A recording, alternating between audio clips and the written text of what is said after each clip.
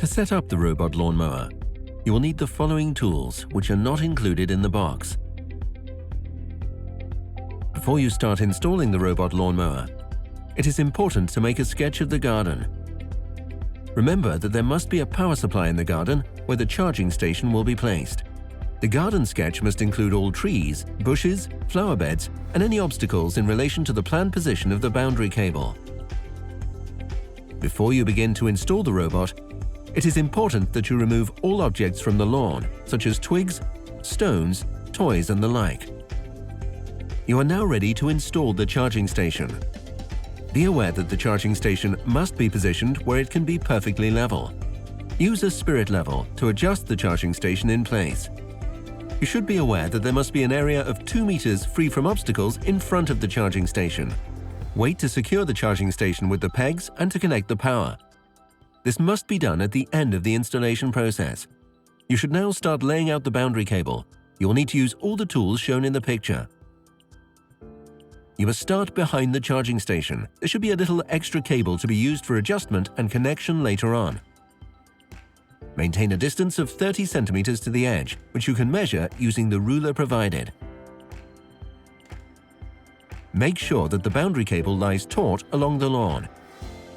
You will need approximately 2 pegs per meter of cable, as there is a risk that the robot will cut the cable if it is too loose. If there are flagstones that are the same height as the lawn, the boundary cable must be 10 centimeters from the edge, as the robot will be able to run along the edge with one set of wheels. If there is a height difference between the lawn and the flagstones, there must be a distance of 30 centimeters. If there is an obstacle in the garden, the boundary cable must be laid 30 centimeters from the edge of the obstacle. If there is an obstacle that is less than 10 centimeters in height, the obstacle must also be surrounded by the boundary cable. This forms an island, which you can read more about in Step 2 of the manual. Bushes in the garden must also be surrounded by the boundary cable.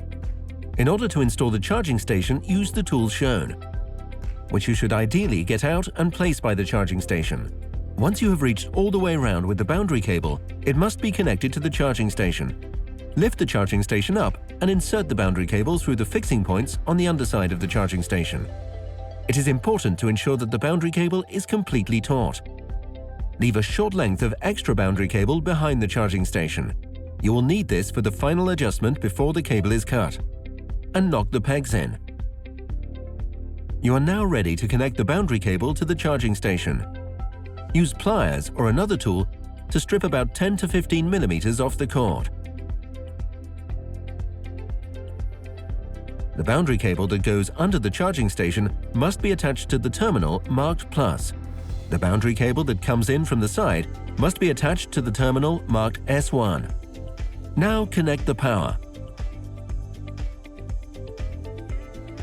The LED on the charging station will now display a solid green light. However, when the charging station charges the robot, it will display a red light. If the LED unexpectedly does not display a solid light, but flashes green instead, this may be because the boundary cable has been installed incorrectly. Swap the cables on the plus and S1 terminals. If the charging station constantly flashes green, this may be because the boundary cable has been accidentally cut. Examine the boundary cable throughout the garden and find the break in the cable. Once you find the break, repair it using a new piece of boundary cable. Squeeze one connector on.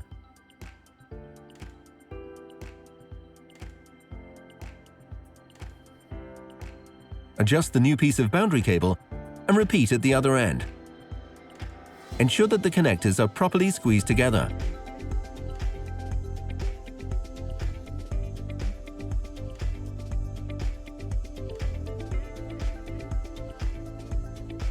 You are now ready to start your new robot lawnmower. Turn on the robot's main power switch, which is located on the rear of the robot. Open the display cover and press the on button. Once the robot has started, it will ask for a PIN code, which is preset to 1, 2, 3, 4. You must also set the correct time and date on the robot. Once this is done, the robot is ready. Press the start button and close the cover. The robot will now start cutting the grass. However, be aware that the robot is pre-programmed to mow the lawn between 9 and 12 on weekdays. This can easily be changed in the robot's cutting time menu, which you can read more about in the robot's manual. When you receive your machine, it is actually ready to mow your lawn right away. It then returns to the charging station to recharge for its next session.